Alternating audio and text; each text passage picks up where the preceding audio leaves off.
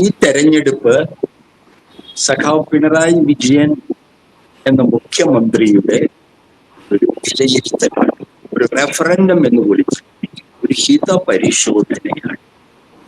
സഖാവ് പിണറായി വിജയന്റെ കഴിഞ്ഞ 5 വർഷത്തെ, അതിനു മുൻപുള്ള 5 വർഷത്തെ അദ്ദേഹത്തെ വിലയിരുത്തി കഴിഞ്ഞ് ജനങ്ങൾ അദ്ദേഹത്തെ വീണ്ടും അധികാരത്തിൽ കൊണ്ടുവന്നു.